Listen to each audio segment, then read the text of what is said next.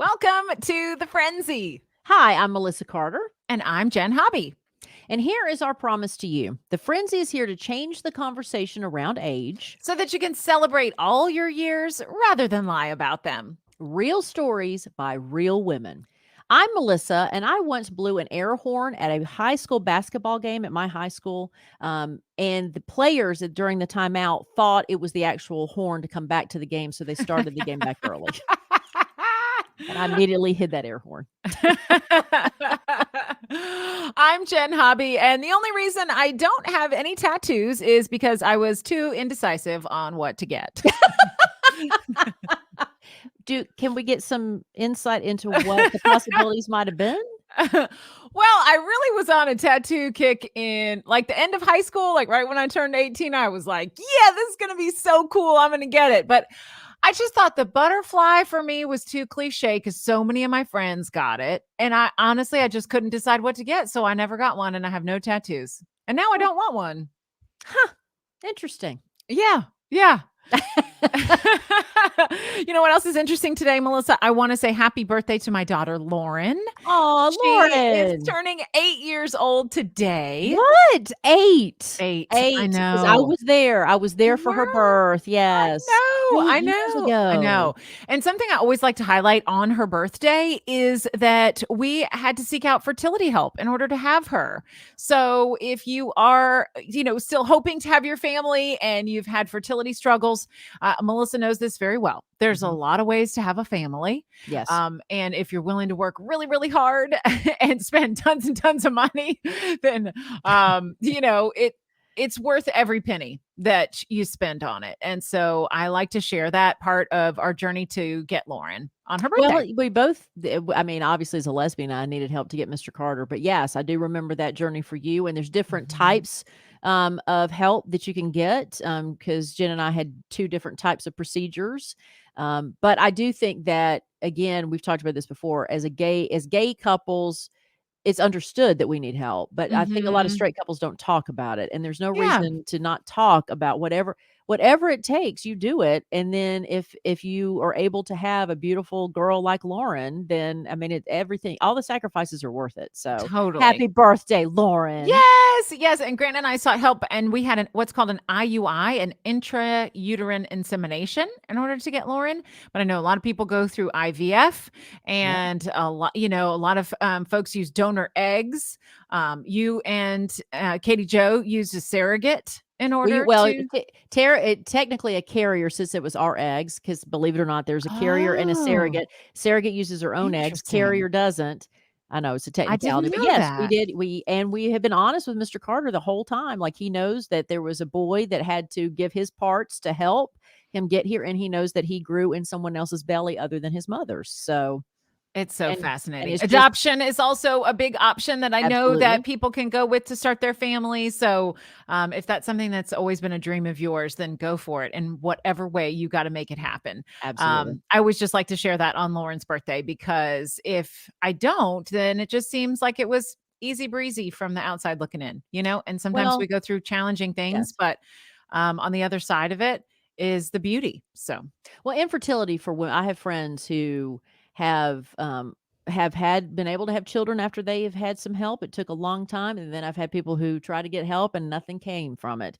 And I think that, again, it's a conversation that women need to have with each other and support each other on, because of the emotional devastation and in miscarriages too, those who've had miscarriages. I think that the reason it's so devastating is the obvious reason, but also because you try to do it alone. Right. And, my background, again, as a lesbian, is the worst thing about my life ever was it being in the closet. Despite every other physical ailment I've ever had, being in the closet and trying to navigate that by myself was the darkest part of my life. And I think that that's why we need to talk. Don't let a woman sit in her own sadness thinking that she's the only one. So that I appreciate you bringing that up, because we have children because of technology. Thank goodness for Yes. science, Thank because that's the you, only science. reason. Yes, that's Science the and only reason God. our Thank children are you. here. Exactly. Exactly. Yes, thank you so much. All right, friends, coming up on today's episode, you're going to hear an incredible story from this real amazing woman. Her name is Melissa Proctor. She's the chief marketing officer of the Atlanta Hawks. Melissa is proof that career dreams can happen if you believe that life happens for a reason and you get after it. Because as a girl, Melissa dreamed of becoming the first female coach in the NBA, and she goes from ball girl to CMO. And this is an incredible journey. You're going to love hearing her story. And also, you'll hear a way that her mother raised her. It's a way that you're going to want to incorporate it into your own parenting. Absolutely. I'm a big fan of Melissa's mother too, and you will be. Plus, Jenn has a pep talk for the week that will help you reflect on how we can take responsibility for our lives. But first, I want to ask you a question. Have you subscribed to the Friendzy podcast yet? Why not? It's absolutely free. Those who have subscribed, we thank you very much. And we ask you to share the scoop and tell a friend about the Friendzy. We would appreciate it very much. And we want more women to enjoy and connect with these real stories by real women. Okay, Melissa Carter, before we talk to Melissa Proctor, I want to know what's going on with you. Well, we talk about real stories about real women, and I am all about real modern women because my struggle is I still have guilt over female stereotypes. Okay. So my biggest guilt What do now you that mean? now that we're coming out of this pandemic, um, and I'm looking toward the time in which everybody's out of their homes, because some I know already are, but for everybody to be out of their homes and everybody to feel safe out in the communities again. And and I've teased about this on the show, and I'm serious. What are the first things I'm going to get is like real for real housekeepers. Like I want an Alice from the Brady Bunch is what I Yeah. really want. And if you have a suggestion, Melissa at thefrenzy.com in the Atlanta area. But and if you're somebody who is retired, my ideal is an Alice, like somebody who's retired, somebody who, because I don't want you to raise my son. I want you to take care of the house so that I can raise my son and I can work. But I reflect on the fact that it's the cleaning, it's the cooking, it's the things I don't do well. And there is still in my mind this guilt that Hmm. laundry, like fashion, like dressing myself, like all these things that I'm not good at. I don't have a keen sense about or an instinct or a joy in. I don't have a joy. I have a joy in baking. I like baking, but I don't like cooking. I don't like cleaning. I don't like putting my outfits together. But you And feel like you should? as a woman, there's a part of me that Mm. thinks if I was a guy, it wouldn't even cross my mind. If there was laundry piling up as a guy, wouldn't even feel guilty about it. If the house was destroyed, people would say, "Oh, well, he's just got a bachelor pad." That's what bachelor pad is about, right? You It's want a about bachelor pad. No, I don't want a bachelor pad. What I'm saying is that they get the out. Hmm. So bachelors get the out, right? Even in 2021, you still tell men that, oh, well, when you get married, it's going to be fine, right? We still have this idea, old fashioned idea that it's okay for a man to live by himself and his place be in complete disarray because he's working, he's busy, he doesn't have time for that. And that's really not his thing. But as a single woman living on her own, if I had the same type of house as a single guy did, I would still be judged because I'm a woman, and it should look better. It should feel better. It should have more style to it. It should be more perfumey, smelly. It should, and so yeah, so I look around the home. Oh, I guess because my doors will soon be open to friends to be able to come over. And it's that conversation where it's the, "Oh, I wish I had done this. I wish I could do this. I wish I could do that." And me telling myself, "Melissa, why? Why are you?" So it's me following myself, trying to tell myself to stop thinking that Mhm. way. And I did not have Millie Pete, my mother did not. I mean, that's how she lived, right? So it's not that she told me I needed to be that way. I think it's because I tried to reflect her maybe internally, because she was like part of the Homemakers Association. She's the president of the Homemakers Association. And she, my mother did, I liked all the girly things, and she did all the girly things. And I'm not the girly. And so, and that has nothing to do with me being a lesbian. I wouldn't be girly if I was straight. I just don't, it's not my Right. thing. Yeah. Well, I think And it's not a lot of our things, but we do feel that pressure to be good at it. Is there a way to let it go? Is there a way to let go of that guilt I'm and trying. just, That's my like struggle, you is said, trying like hiring out, like, of course, the housekeepers, now that it's safe for them to be in your home, that'd be a great help and lift some things off your plate. But the other things, can you just delegate? Well, now the Is it cooking, possible? I will say for the, because I have IBS, the sexy disease of IBS, and I found a company, and they're not an endorser, but I will plug them because they're a new company. It's called Modify Health, and their sole purpose is to feed those with IBS. And so that I took care of before thank God, before the pandemic. I found them through a doctor and have been subscribing to them ever. So they cook my meals. So that has So they taken send already cooked meals to the house? send already cooked meals to the house and just throw them in the microwave. They send You are a week's kidding. worth, and they are just this great company. Their Do customer they do service. it for families with really picky children?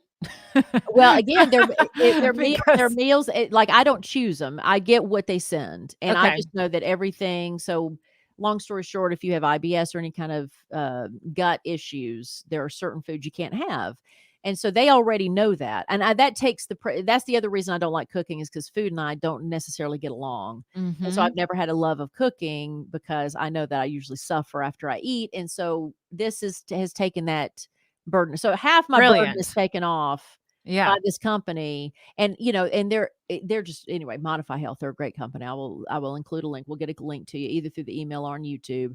Again, Friendzy.com to sign up, subscribe for the email, YouTube, search for the Friendzy.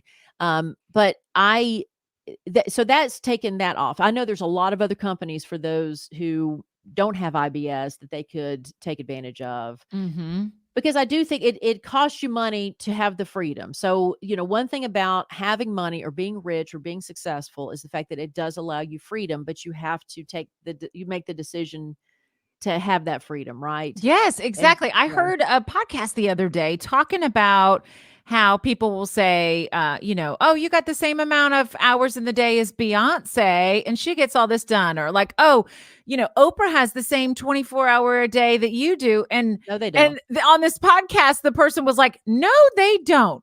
They hire out the laundry. They hire out the chef. They hire out the Yeah, driving. They hire they just work. They all the just work. things that you have to do, they don't have to do. So it's not really fair to compare yourself to folks Absolutely. who have the support. But that is the great thing about being able to be successful and welcome money into your life, is because then you can take care of those things that you don't want to do. You can delegate it out. Yeah. And so I think it's just making that decision and not feeling bad about it. Mhm. Even if you delegate to people in your home, if you have older children that can do stuff, if you have a spouse that can do stuff, they don't even have to be a spouse. You live with whoever you live with. It could be grandparents, Mhm. parents, lovers, whatever. That sounds so, to me, that sounds so Love us. love us.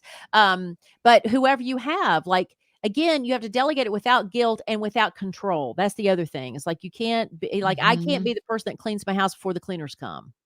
Right? 'Cause then 'Cause you're not really helping yourself right there. you're embarrassed by the cleaners, and the cleaners are like, "But isn't that my job?" Like, cleaners aren't embarrassed by what you have because that's their job, and Right. so that's full letting go, and so, yes, that's my struggle, is just understanding that, what is it that I want? I wanna be a great mom, and I wanna be a ambitious woman. Do I want to be Susie Homemaker? Absolutely not, never have wanted to. Do I want to be Right. able to have Betty Crocker give me an award for some recipe that I came up with? Absolutely not.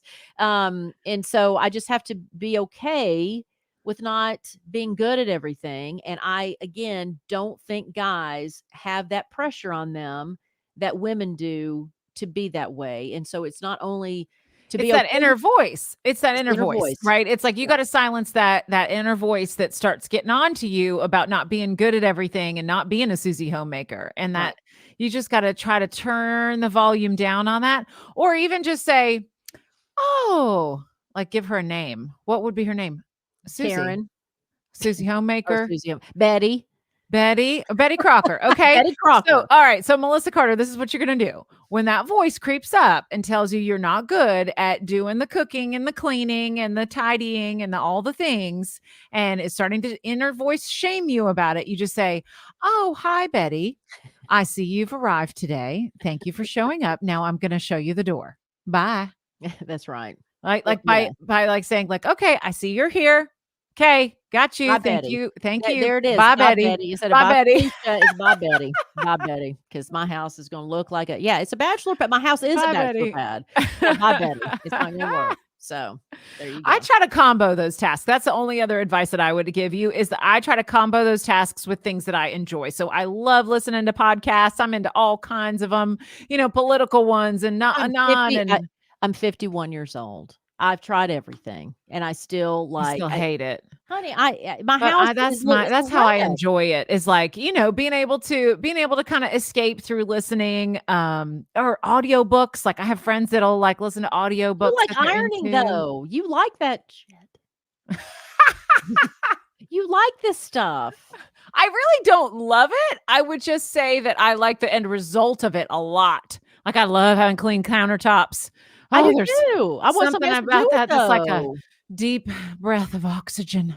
Yeah, I do too. I want I if I ever had penis envy, it's the how guys can be excused and people scramble to help them get that other Mm. stuff done so that they can be ambitious men. That's Mhm. what I have envy in, is that people Okay. they give men a pass. I So have this some is more advice. You yeah, just need to marry a Betty Crocker. that'd be great. Can that happen here in the next couple hours? I'm gonna get on that. Okay, Sure. bumble.com. I've Swipe Melissa Carter. Let's see. Interested to find a housewife. no, I'm You're good. like, no, I don't No, want that. no. You're like, Jen, I know you're joking, but this is not He's funny. not joking. Jen's not joking. You're not joking. You're gonna be look, I helped bring Grant and Jen together, and now Oh, she's going to yes. try to I'm gonna try betray to get me. you back out there dating, but would not necessarily match you with a Betty Crocker. I don't think that's I really your don't vibe. that's not even my focus. That goes back to the focus. I be a good mom and be a good entrepreneur. I don't need to I don't I'm not interested in that. But you know what? We'll talk about that off air. But yeah, so my thought is too is for the women who have the same guilt, it's okay.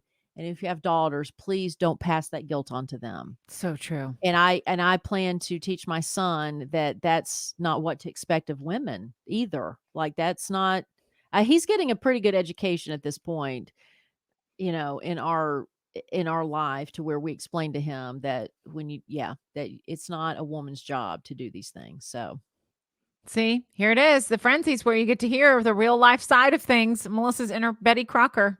Bye, Betty. bye Betty. Bye, Bitch. Betty. I love that. I'm going to use that all the time now. Well, we believe in celebrating women at every age. And that's why we celebrate all of our stories here together on the Frenzy. And we want you to think about who you can share your real life stories with in Yeah. your own life. Now, I do want to say quickly on a different note that now that we're in April, I want people to just understand that April is Organ Donor Awareness Month, and I am a kidney transplant recipient for those who don't know. And so we just ask that be an organ donor, and it's not as simple as putting it on your driver's license. You have to have the conversation with your family because you never know what's going to happen. But if you can say to your family, you can always register online, whatever state you're in, that you can register on the organ donor list. But just let people know, hey, if something happens to me, I want to be able to donate my organ. And the reason for that is the grim truth is when it happens in the hospital, if a family doesn't understand, that this is going to be asked, the doctors ask if they can't save a patient and the patient's in the hospital, they ask the family, would you like to donate their organs?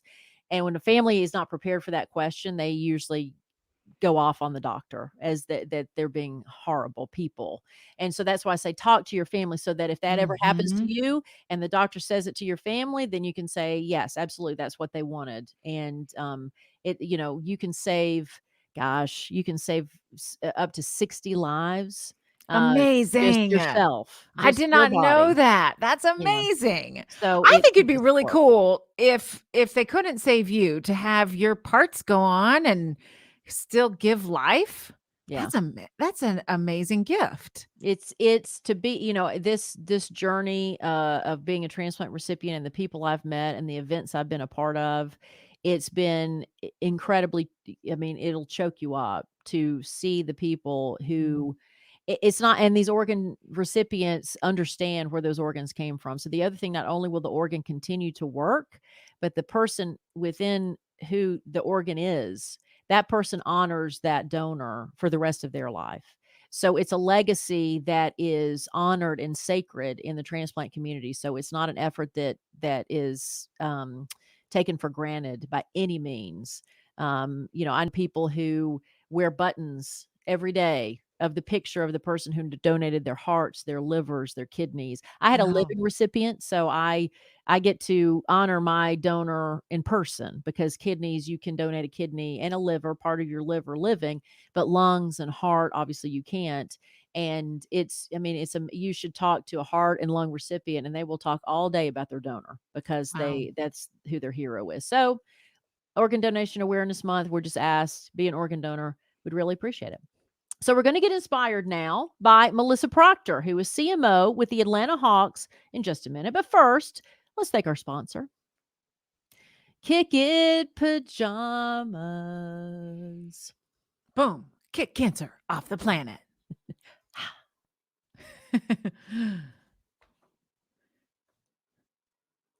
Our featured guest today is Melissa Proctor. She's CMO of the Atlanta Hawks. Now, Melissa has an incredible story. She dreamed of becoming the first female coach in the NBA, and she became a ball girl at a young age for the Miami Heat. She made her way all the way up the chain to chief marketing officer for the Atlanta Hawks. She is fiercely powerful in her guiding principles. She's got Caribbean roots you're going to hear about, and her incredible mom raised her in a way that you're going to want to incorporate into your own parenting, just like Melissa does in her life. So please help us welcome Melissa Proctor to the Friendzy. Thank you so much for having me. It's great to be here with you guys. We are so excited for this conversation. We've been like giddy about having you on the show. And for someone listening who is just getting to know you, can you tell us about your career in sports? How did it get started? Absolutely. Well, I'm originally from Miami, Florida. I live in Atlanta, Georgia now. But as a kid, I was all into art. Like, this is one of my paintings behind me. It's all into graphic design and visual arts. And when I was around 15, I started watching basketball with one of my cousins in Miami, and she was a big Heat fan. My parents were from the Caribbean. My mom was from Belize. My father was from Jamaica. And so I didn't grow up watching, traditional sports. And so, I just love watching the game. And when I was 15, I remember going to my mother and asking her if I can go get a job. And she said, you can only get a job if it's connected to whatever you want to do for the rest of your life. Oh. And so at 15, I decided I wanted to become the first female coach in the NBA. Don't ask me why. I never played basketball a day in my life. And she said, okay, go get a job in the NBA. And so it was almost because I had no other option is how my career in sports started. So I wrote letters. I drew all over the envelopes and on the letters. I called the community relations person. They sent me to the equipment manager, called him so many times that he said, if you call me one more time, I'm not going to hire you. And then I kept on calling. And then ultimately he was like, okay, kid, come on in, for a preseason game. I had never been to a professional sporting event in my life. Prior to that, they asked me to rebound. I did not know what I was doing. And ultimately it became one of the most amazing jobs I've ever had. Your mother, I want to go, there's so many things in that story, Melissa, but first of all, that your mother said that to get a job in something that you want to do the rest of your life. And then secondly, the fact that when somebody, especially a guy, says, if you call me one more time, I'm not hiring you. And for you to have the forethought to understand he was not telling the truth and you kept calling, like, where did you learn these things? And where did your mother learn to tell her daughter that? It's so crazy because my mom, I'm first generation American. She probably came to the States in her 20s, 30s. She had me at 42 and I was her first and only child. And I think there's so much to be said for that because she lived. And at that point, she's just like, look, she had gray hair. She was salt and pepper from the time she was 20. So everyone thought she was my grandma growing up. I'm like, that's my mom. She just had this attitude of, if you don't ask, you won't get. So we would go to the flea market. She would haggle for anything. She had a beautiful smile. She was a nurse. So the doctors would give her things. And like, she just had this way about her. So she was like, look, she always told me nothing beats a trial but a failure. I've learned in life that she probably said it backwards, but regardless of the case, she was like, always try. And so I think her audacity and spirit was just the worst they're going to say is no. And I'm grateful for that lesson because it served me so well throughout my career. Because I'm like, what's the worst that can happen? That's amazing. Fantastic. Okay, so you get this job as a ball girl. What's that like? What's it like to be a ball girl in the NBA? It was awesome, but at the time I had no idea what I was getting into. I mean, even the equipment manager, before he brought me on board, he tried to deter me. He was like, you get here hours before the game starts. You leave hours after it ends. You mop up sweat. You fold towels. You hand out Gatorade. You help, help the players run drills.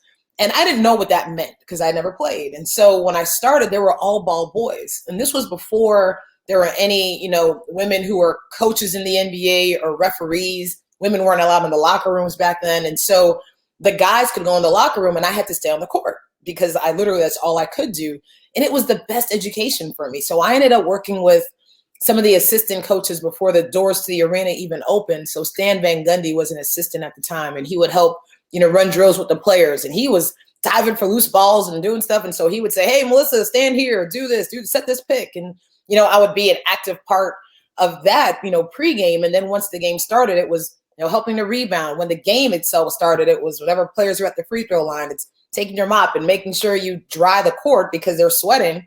And if they slip, that could be costly for the game. And so it's a very important role that most people don't really think about. It's just kind of the kids they see in the corner. And there's so many times where, you got to run and get out the way. And when I initially started, our team owners, their son was a ball boy and they had a daughter and she sat on the sidelines every game. And so when I came on board, she decided, oh, there's a girl, I can do it too. So she came on board and did it with me. And, it was the most amazing. So she's my sister to this day. Oh, that's fantastic. Will you talk a little bit more about male mentorship? Because here you are, you said you're the first to do this as a woman on that team and in the NBA, like one of the first women to do any of these jobs. And I think for a lot of women, sometimes it is that male versus female in the office space. And, we always encourage the Friendzy women to mentor younger women to make sure they can see themselves in these positions. But in your case, and for some women who have no women in the office to help them out, talk about male mentorship and how it's more prevalent than people probably think when it comes to women. It's interesting because I truly believe that you can't be what you can't see. So, 7 years before I got this position, I'd never imagined myself being a CMO of an NBA team. Not that I couldn't be, I thought it was absolutely feasible. But, throughout my career, I've had amazing mentors, both male and female. And, early on in my career, when I first started out of college, I got an internship at Turner Broadcasting. And I remember going into the environment, no one looked like me when I started within my immediate group. And I didn't feel like I fit in. And I remember going to the then president of the network, who was a man. He asked all the interns what they thought about, their internship. And I said, it's been great, but I don't really feel like I fit in. And ultimately, he was like, stop right there. You are here for what you bring to our department. We didn't have anyone that, looks like you or has your background or has your perspective. And that's what we lacked. And so that's why you're here. So the worst thing you could do is come into this environment and try to be something that you're not. The best thing you can do is be 100% yourself. And that, person ended up becoming a mentor who is actually now my boss many, many years later. Wow. And that was the best advice I could have ever received at that point in my career. So right now, being an African-American woman with locks and a nose ring working for an NBA team, I don't fit the stereotype of what people would expect to be in this role. But, having the freedom at age 22 to have, someone in a senior position and a male position of power to unlock the key to say, no, you are enough, just bring you every day to what you do and you will succeed. And it's been the case. And so I'm a huge proponent of mentorship, and not necessarily either male or female. I think they're both important. I have a no jerk policy when it comes to mentors. So it's all about authenticity and building a real relationship, because at the end of the day, there's no getting around that. I love that policy. Everybody should have that policy. Yes, just in general. No jerks in my life, my family, my friends, my job. Yeah. But it's interesting because some people are so, determined and thinking that one person is the gatekeeper. And even if they don't treat them well, they still keep trying. And I'm like, why do that? Like, just let it go. Melissa, tell us about working in this male-dominated field of sports. Are there pros to it? Are there cons to it? What have you experienced? That's a great question, because when I initially started, even when I was graduating from college and before I graduated college, during the summers, I would go back and volunteer for the Heat and help with scouting reports, whether the draft or free agency. And that was all men traditionally in the basketball side of the business. And it was very different for me because in my mind, I still wanted to be the first female coach in the NBA. And I had one of the assistant coaches tell me, he's like, a man will never respect you because you've never played their game. And at the time I was kind of offended, but over time I've come to realize, like, Mel, you've never even played basketball. So like, how are you going to coach? I got it at that point. But, at another time, someone told me, you don't get paid to think, you get paid to, do what I tell you to do. And I was like, yeah, no, I don't subscribe to that. And so I don't necessarily think it's a male female thing. It's a personality thing. And so in coming, to the Hawks and the organization, my day one, it was a very different organization than we have today, different ownership, different people, different players. And I had just had my daughter. She was 2 months old when I started. There was no lactation rooms. There was no, there were so many things that I needed as a woman in this organization that didn't exist. But with the right leadership and speaking up and using your voice to kind of share that, I think being a woman in an environment like that is so beneficial, because you see things that other people don't get traditionally, especially if there are men all around. I'm like, hey, did you realize there are a lot of women who are going to these games who are buying? What things can we do? How do we incorporate different messaging? And so I find that for myself, having a seat at the table and using that voice has been the most beneficial and appreciated when you're in the right environment with people who respect you. I mean, what you just said, speaking your voice and it being appreciated in the right environment. Because Jen and I talk a lot on the Friendzy about women using their voice and speaking up and being comfortable in themselves. And we talk about how women sometimes are trained to wait on other people to give them something, right? So women wait on someone else to provide them something. And in your case, Melissa, you have spoken up not only to when you were at the internship at Turner, and like you said, with the lactation stations and everything, you speak your voice and results happen. So for women who are out there who are afraid to use that voice and want to make that change now that they're older, they're like, I want this confidence. I want to convey that. What are some of the steps they can take to be comfortable in speaking up? It's interesting because for me, it was, I had to learn it as well, because earlier, I don't think I spoke up as much. I would be the woman sitting at the table and someone has to take notes, and it's automatic, like, oh, okay, of course, Melissa's going to take notes. And I think through lived experiences, it's definitely internal confidence first and foremost, because if it doesn't come from within, that's like point one. And I was like, no, I don't need to be the one taking notes. It's understanding that we have equity, and equity starts in your mind first and foremost. And so by using that power and regaining it is one thing. I think on the other side, it's never too late to start. I wrote a book recently, From Ball Girl to CMO. And initially I had a tagline that says, how to pivot when you don't know what you want to be when you grow up. And even now as a CMO of an NBA team, I have no idea what I want to be when I grow up, and that's freeing, because when you remove the expectations from yourself, you almost go back to a childlike space of nothing but opportunity. And you can look around you and see, I'm curious, I want to learn more about this, you do it. Versus the mentality like, I'm in my job, this is it for the rest of my life, here I am. And so I meet with a lot of women who, have been in their careers for a long time, and they're like, how did you change? And I was like, I decided to pivot. Sometimes that may mean doing the job you want before you have it. can mean interning or, creating opportunities to volunteer to get more knowledge or experience in a way that you may not have. But knowing that the world is yours and it's open to you, and you gain confidence by just freeing your mind and understanding that. One little follow up, because when you said that, it reminded me, I was raised in a Christian environment, but was fascinated by Buddhism in college. And that's one of the things that they teach in Buddhism is the fact that don't attach yourself to the result. Yeah. Let the result go. And like you said, when you let that go, which is very hard in a goal-oriented, competitive United States society, but when you let the result go, you're right. You end up enjoying the moments, living in the moment like you're supposed to, instead of just, having your mind in the wrong place. 100%. And it's funny because when I say I don't know what I want to be when I grow up, people are like, oh, does that mean you just will do whatever and it's frivolous? And I've actually kind of reconstructed in my mind what success means.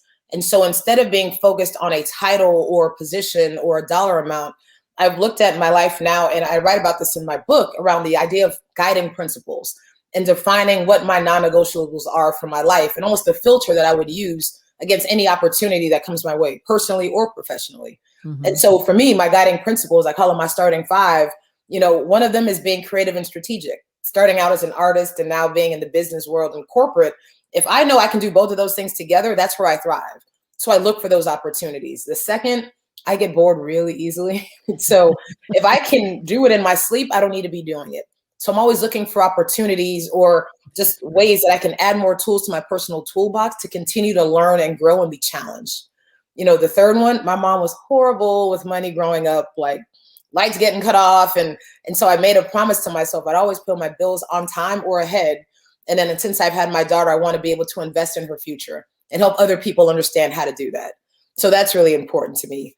The fourth is some semblance of work-life harmony. I know that people talk about balance. I'm like, that does not exist. But at some points when I need to be home, I can really be home. When I need to be at work, I can really be at work. But if my daughter has a dance recital on a Thursday at 2:00, I know that I can leave and do that because, no matter where I am, I'm going to give 100% of myself. Mm-hmm. And the last one kind of goes back to my earlier story around just authenticity, being able to bring my entire self to work every day and not have fear of like, oh, you got to cut your hair, or we don't like how you dress. That's not going to fly here. I know those environments won't work for me. So I know that I have happiness when all of those needs are met. And that really is kind of more of a different way to approach it. But it's more of a freeing mentality because now I'm like, the world is open. I could be a professor. I could be an actress. I can do anything as long as it meets those criteria. And in my mind, that is what success is. How do women get out of people pleasing? Because it sounds to me like these 5 principles are a great filter for you. Mm-hmm. But so many women feel stuck in making everybody else happy. How do they shed that skin? Well, I wish I could tell you, because that's a bajillion-dollar question. And I know I've been guilty of it, many times in my life. I'm definitely the happy-go-lucky kind of collaborator, working together with people. But I'll tell you, being in this position, and the more, kind of the higher you go up the ladder, people aren't always going to like you. And it's definitely helped me to get thicker skin where I'm kind of like, what, it is what it is. I'm going to make the best decision for our business or for my life or for my team, and hope that people can respect it. But treating others with respect is important. There's a lot of different leadership styles, and some people are fear-based. Some people will just, yell and cuss and try to get the emotion out of you. And I'm like, look, life's too short. So personally, I think having the lived experiences to know that people pleasing won't ultimately yield a result you may be thinking it will is one thing. But I really think you got to go through some of those experiences in order to get there, because it doesn't matter what I say. For someone who's a people pleaser, that's a hard thing to let go of. And therapy works. I'm a huge believer in it. So, some of that you have to work through because you're compensating for something, or you think that people not liking you is going to, make you not successful. And that's not the case. Mm-hmm. I would love for you to talk about being a mother and being such a high-ranking professional. Like, for some, there's a guilt. It maybe goes back to the people pleasing that Jenn talked about, where there's a people pleasing with your children. And you mentioned that if your child has a 2 p.m. recital, you get to go do it. So how did you structure that for yourself, and talk about that balance of being a mom and being a professional? Yeah, well, it's tough. I truly believe in family first. That has always been a thing for me. I was married and got divorced a couple of years ago. And now myself and my ex-husband, we co-parent our daughter, and I've been homeschooling for the past Mm-hmm. year, literally, and CMOing at the same time. And Wow. so that is no easy feat. And, she's probably joined every Zoom meeting that I've been on. So the first thing I'll say is have grace, for yourself first, and for your kid. Because even in this specific world in the pandemic, like there's so many things that are not normal. And so you got to give yourself a break. The other thing that, really helps me is I believe in setting boundaries. And I didn't do it very well early on in my career. And so now I know what's important to me. I know what I need to feel fulfilled and ready to go. I'm a huge Caribbean music fan. Soca is life for me. And so I will go to a carnival or a party in a minute. I love to dance and drink rum. That is my joy. And so creating those opportunities where I'm able to do that and still, then be there for my child. And I got a Peloton recently. I'm a huge Pelotoner and love it. Being able to exercise and work out, all the things that help keep me balanced, both physically, personally.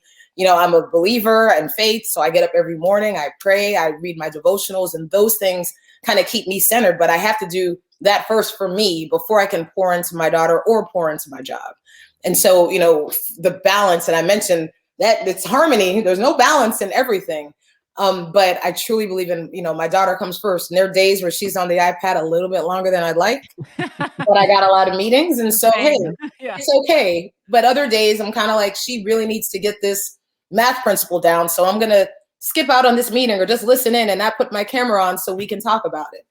And it's hard, and I realize as she grows, I have to also adjust because she's becoming a different person every day. Mm-hmm.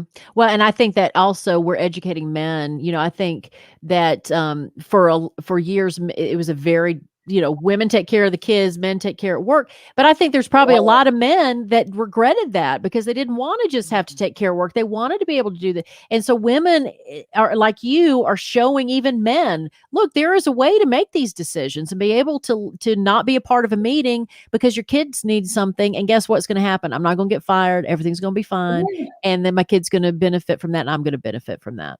Yeah, I realize so often, even speaking to women, it's just like the thought of the unknown will have them paralyzed in fear of not doing things. And I'm like, and the reality is, if you even ask the question, 9 out of 10 times it'll be okay.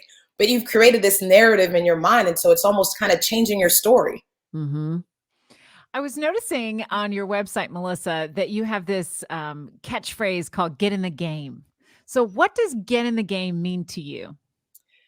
For me personally, it's so the idea of you can wait on the sidelines, because I think a lot of people are waiting for things to happen, almost like waiting for life, where other times it's kind of like, grab it by the horns or try, because nothing beats a trial but a failure. So in my mind, very much in the, advice that my mother gave me, if you at least attempt or try. I've had people say, I really want to get into sports and marketing, or, how do I get to be a marketer? I can't get a job to get the experience. And I'm like, go market something, find someone with a business or a blog or a restaurant that you love and say, hey, I'll help you market for free. Let me put that on my resume. And that's a lot of how my career started. When I was at Turner Broadcasting, I really wanted to get into brand strategy. Went to graduate school in London, focused on brand strategy, and could not get a job. And so literally while I was in school, a friend of mine had a shirt that said, free hugs, we all need one. And I thought it was the coolest thing ever. And so I went online, I bought a shirt, and the founder of the company personally emailed everyone that bought a shirt to thank them for believing in his vision that everyone matters. And I thought it was the most beautiful thing. And so I wrote to him and said, hey, I want to help you grow your brand. And he's like, okay, I'm thinking he's a huge company. And I come to find out he was a guy living in an apartment in Atlanta from the same neighborhood in Miami that I was from, had no idea. Wow. And we ended up kind of just supporting one another. I designed, his business cards. We came up with promotions and partnered with different people. And ultimately, it led to an opportunity to bridge Turner Broadcasting and this Free Hugs brand together. And in sitting with the branding leaders at Turner, they said, oh, that is so strategic and on point for what we need. That really kind of opened the door for me to ultimately get a brand job at Turner. But for 2 or 3 years prior to that, I was a volunteer director of brand strategy for Free Hugs and loved it.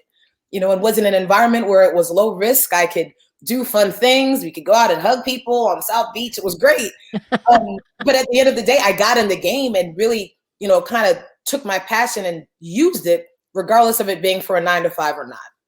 And for women, I think that it's hard for them to take action because they want to know the result before they take the steps. Right?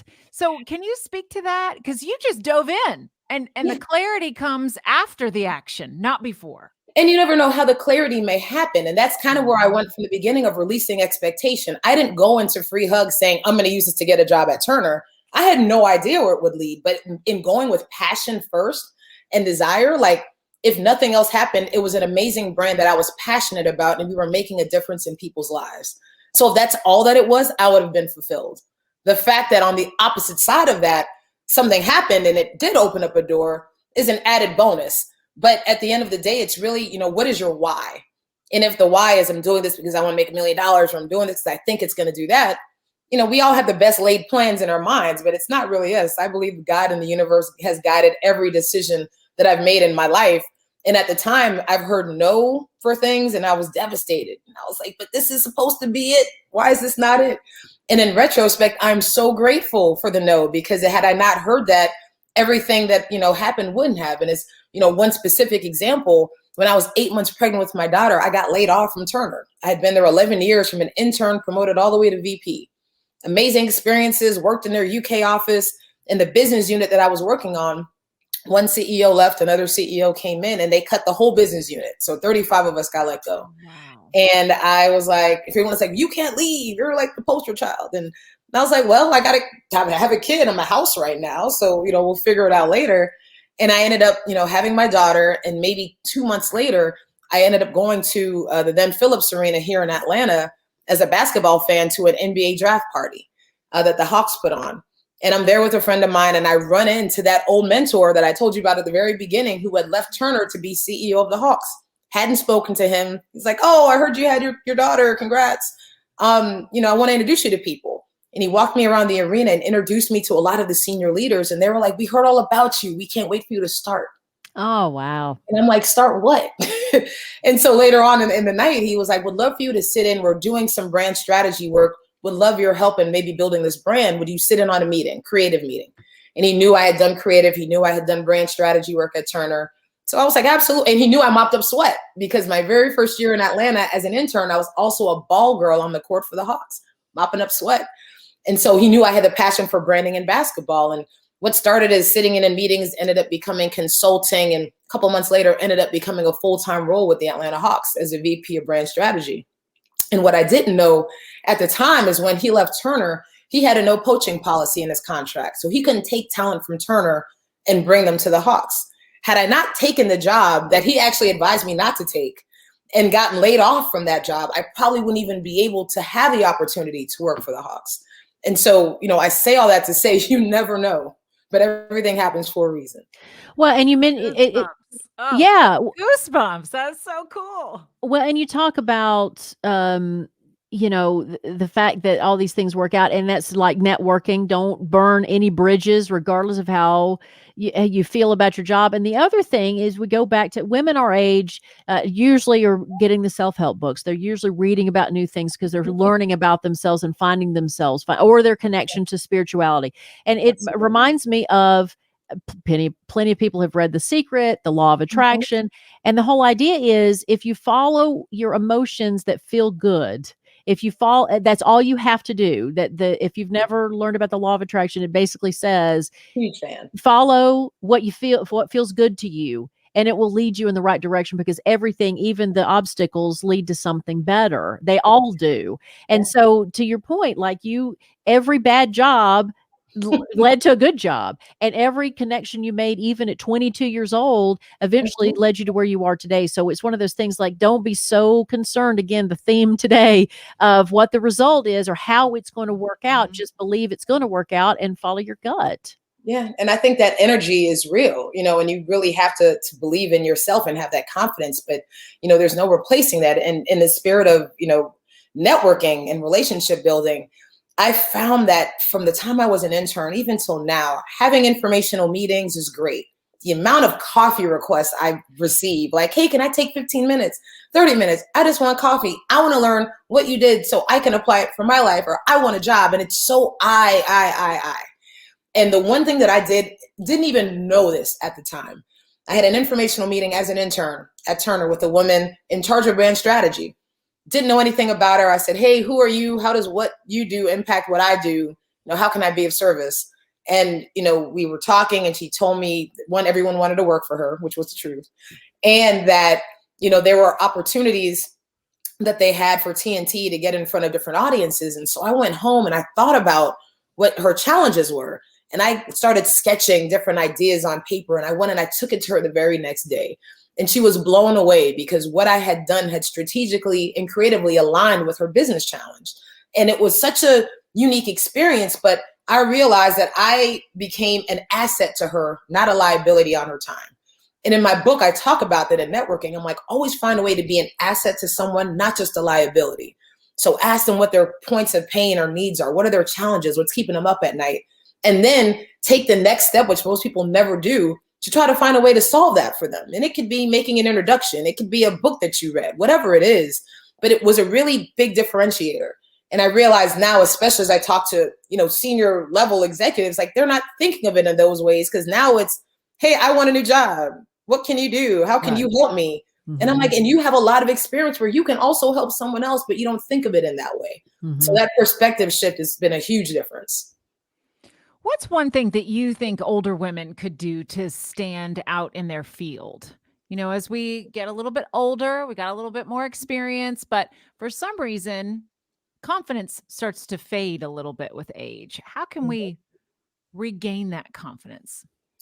You know, I think that there's a couple of ways. It depends on the industry, one, I'll say, because no two industries are the same. So for someone in marketing, I'm like, getting on new platforms and finding ways to integrate yourself in new spaces is huge. So whether that's a podcast, Clubhouse is all the rage.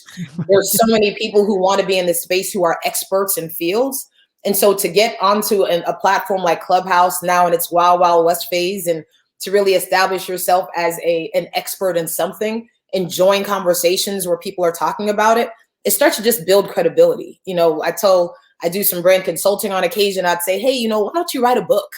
Because if you have this knowledge and experience, you know, you will be helping someone, whether you think about it or not, is just one idea. But, you know, I think for some people, they've been in it for so long, to your point, it's kind of like, oh, well, I just do this. And I'm like, no, and then find ways to make it relevant for today. So if it's not something in the digital or virtual space, find a way to link it. You know, I'm very much around looking at juxtaposed worlds and seeing what's happening in the world of fashion or music or, you know, entertainment and television. And, you know, how can we take that knowledge and bring it into sports and basketball to take us to the next level? I don't think it's any different for an individual looking at themselves and their career either. Well, along those lines, I mean, before we finish our time, your valuable time with you, which this has been such an inspiration, so cool. But how can people get involved with the Hawks? How can people help you? Well, you know, follow us on all our platforms. Absolutely. ATL Hawks. So whether it's on Instagram or on Clubhouse, we recently got on that platform as well. That would be great.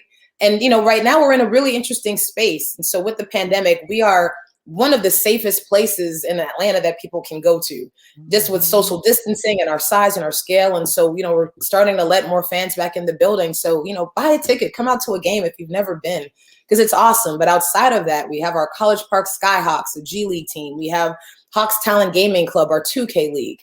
And so just, you know, finding out about us on our social platforms and learning about the brands. We're doing a lot of amazing work in the community through the Atlanta Hawks Foundation. And so, you know, everyone has different ways that would be relevant. If you have a kid, we have a new platform, and this is for anyone anywhere, called Hawks at Home, where we are creating content that kids who've either been home or homeschooling like me can get online and learn basketball skills, training. There's some STEAM content on there as well. And then every week we have a live session where there may be players and coaches giving advice to kids, which is awesome. So Hawks at Home is another great resource. But yeah, I love it. And we're doing a lot of great stuff in the community.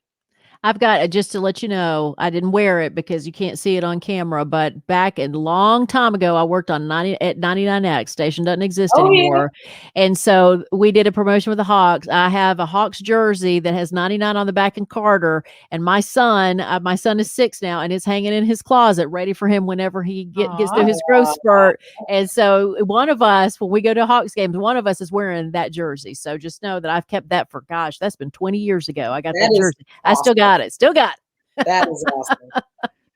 So awesome. Well, Melissa, if you will, we have what we call the Friendzy 5. Okay. It's just 5 quick Uh-oh. questions, rapid fire, off the Okay. top of your head.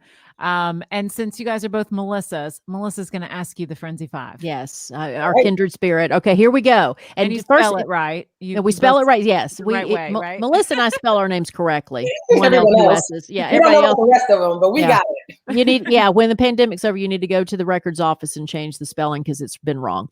Okay, so first thing comes to your mind, Melissa. Okay, first question of the Friendzy 5: where is your cozy, happy place?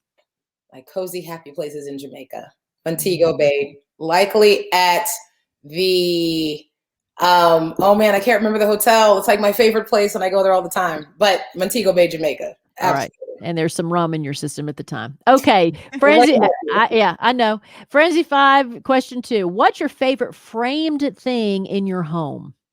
It's a picture of my mom and I at my college graduation. And it's in a Here Comes Drama picture frame that I designed when I was at TNT as an intern. Oh, nice. Oh, beautiful artwork, by the way. We're on YouTube as well, so people can see that. All right. What's your most memorable birthday? Ooh, probably my 30th birthday, where my boyfriend at the time threw a huge surprise party for me with a steel pan and all of my friends were there. And I was totally surprised. And it was like an amazing experience. Nice, nice. I won't ask where he is now. All right. Friendzy 5, number 4.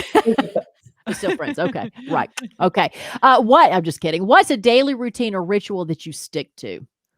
It has been my Bible app every morning. I open it up first thing and they have this really cool feature that almost feels like an Instagram story where you can read some scripture and hear someone talk, and it's fantastic. And there's a prayer at the end. So I do it every single day. I'm on a streak. And then after that, my Peloton. Alex, Right. my favorite coach. We do club bangers and it gives me life. Fantastic. All right. And the final question of our Friendzy 5: what fashion trend did you jump on? Wow, I am so not fashionable. I wear Nikes and Jordans. I don't know if that's a fashion trend, but I have really big feet. I'm size 11 in women. So I am a sneaker fanatic.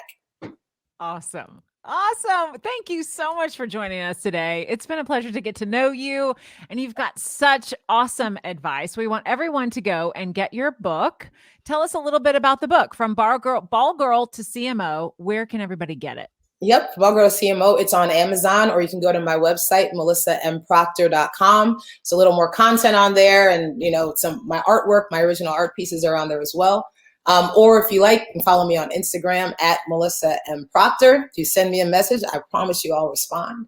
But thank you guys. Thank you for this platform. I love what you're doing, especially as a woman over 40. Like, this rocks. So thank you. Fantastic. Yay. Awesome. Thank you, so Melissa. much. All right. You ready, Freddie? Ready. All right. So let's grab a quick question out of the You Don't Know My Life box. All right. And the question for today is: what's something you own and adore that was previously owned by somebody else? Most of the clothes in my closet belong to my friend Elena. And she has an online shopping problem. And that's hilarious. Really? So I get a lot of her clothes, and she's got much better style than me. So I really love wearing her clothes. Oh my God, that's great. That is not the answer I expected. Some of the cutest dresses in my closet were hers, and she just shops so much. She literally runs out of room. And when she does a closet clean out, I'm like, don't give it to Goodwill. Let me come over first. And so I'll bring a bottle of wine and be like, here, you drink wine. I'm going through your closet. And wow. Yeah. But how wonderful that y'all are the same size. I know. Super lucky. Oh my God, that's great. Mine is incredibly sentimental. So, I mean, that's sorry. Yeah. Well, I don't mean the way to I was bring the room supposed to down. answer. No, yes, you answer what's the first that comes to mind. Well, mine is in my home, I have a UT hat in a box frame. And that stems from, we talked earlier about Organ Donation Awareness Month. When I had my transplant, I was in quarantine for 3 months.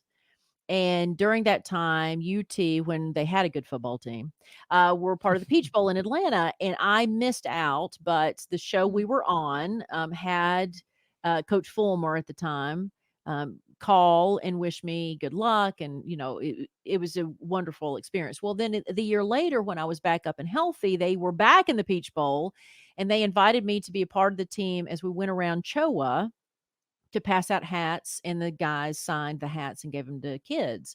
So I remember I was there helping pass out the hats, and I passed them out. And there was one room where the kid was not there, having gone being tested or was asleep or something.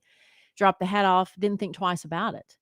So a few years later, got an email from that kid's brother who said, "Would you like this hat back?"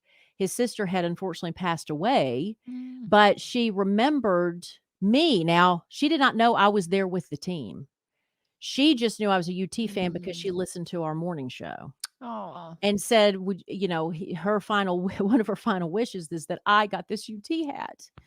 And so her brother came to the radio station and gave me the hat, and I took him to lunch, and I explained to him, "Honey, I gave this hat to your sister," and she didn't even know. And so his email and the hat I put in a box frame, and I have it in my home. And so it's one of my favorite things that I own. Beautiful.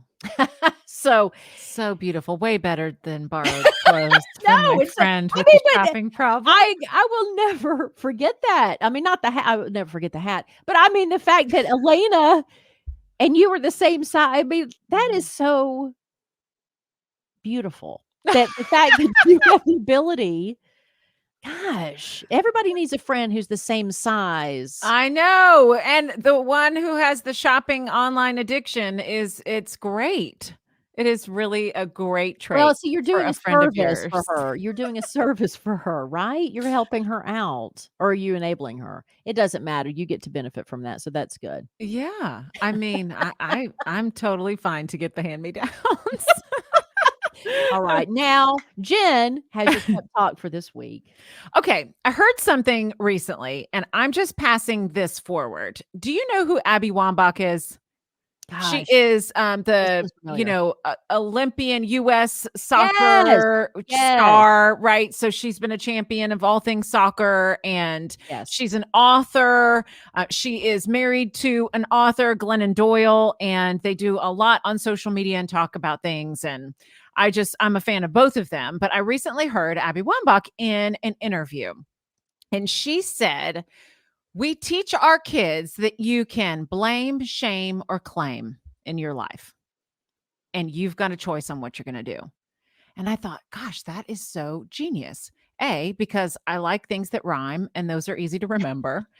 But you really have to think about that. In your life, you have a choice. You can blame, you can shame, or you can claim. And it's resonated with me for the last week. So I'm just passing it along to you. So when you're facing a difficult situation, something in your life that's not going the way that you want it to go, what are you going to do? Are you going to blame somebody else for it? Are you going to shame somebody else for it? Or are you going to actually claim responsibility for what's going on in your life? And if you can choose claim, the outcome is going to be better 100% of the time. Mm-hmm. Toughest pill to swallow sometimes, but sometimes the roughest path leads to much better pastures. And then I think you also have to remember, if you're on the other side of that, if somebody is blaming or shaming you, it's probably because they're not claiming responsibility for their own actions. That's true. That's true. Love it, Jen Hobby. Blame, shame, or claim. You got the choice. We want you to please subscribe to the Friendzy podcast and leave a review. Leave a review saying, "Hey, you know what? Blame, shame, or claim made a difference in my life, changed my life." You can also sign up for our weekly email, and we will actually send the episode right to you in your inbox. And we promise not to bug the crap out of you with your email address, too. We're going to pay much respect to that. We also, we only send one show. This is what we do. We only send one with the new show. We only send one email with the new show. Okay. And that's once a week. So sign up at thefrenzy.com.